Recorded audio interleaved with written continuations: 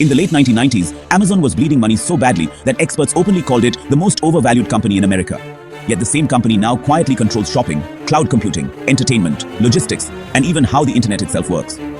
So how did a company that avoided profits for nearly 20 years end up becoming one of the most powerful empires ever built? This story is not about genius products. It is not about innovation hype. It is about a silent strategy that looked like failure, but was actually long-term warfare. Because Amazon did not try to win fast. Amazon tried to make competition impossible. What if losing money was never Amazon's weakness, but its weapon? For years, investors asked the same question. When will Amazon finally become profitable? The answer was uncomfortable. Amazon could have made profits earlier, but chose not to. While competitors focused on quarterly earnings, Amazon focused on something else entirely: total ecosystem control. Prices stayed low, margins stayed thin, reinvestment stayed relentless. To outsiders, this looked reckless. To rivals, it felt suffocating. Because every year Amazon survived without profits, competitors were forced closer to collapse. And the deeper mystery was this: what was Amazon really building behind the scenes? Amazon did not start as a bookstore. It actually started as a long-term experiment. Back in 1994, Jeff Bezos noticed one statistic that, changed everything. Internet usage was growing at over 2,300% per year. Most people just saw websites. But Bezos, he saw infrastructure. Books were chosen for one reason: they had massive variety and zero dominant player. But from the very beginning, Amazon's real obsession was, honestly, scale. Bezos introduced a pretty radical philosophy: customer obsession over profit obsession. Long-term dominance over short-term survival. Every single dollar they earned went right back into warehouses, supply chains, software, and data systems. While competitors optimized for efficiency, Amazon, optimized for inevitability. And when the dot-com crash arrived, this difference became, honestly, deadly. Amazon didn't fight competitors head-on. It starved them slowly.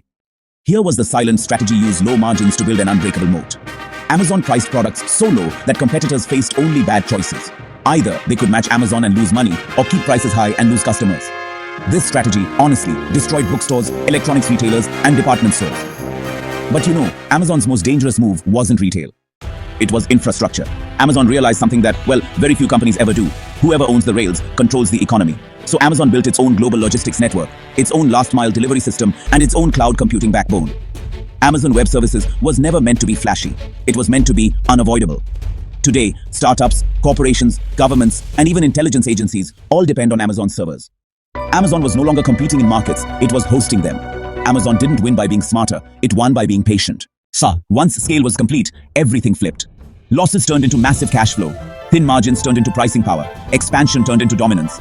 Amazon could now, enter new industries instantly, absorb losses that would destroy competitors, and dictate terms across entire markets. The company once mocked for never making money had built something far more powerful than profits. It had built dependence. The real lesson is, uncomfortable. The biggest empires are not built by chasing profits. They are built by controlling systems. Amazon didn't ask, how do we make money faster? It asked, how do we make ourselves impossible to replace? And that question changed everything. So here's the thought experiment. If you are building something today, would you choose short-term success or long-term control? Because history doesn't remember who earned fast. It remembers who became unavoidable. And honestly, the quietest strategies often build the loudest empires.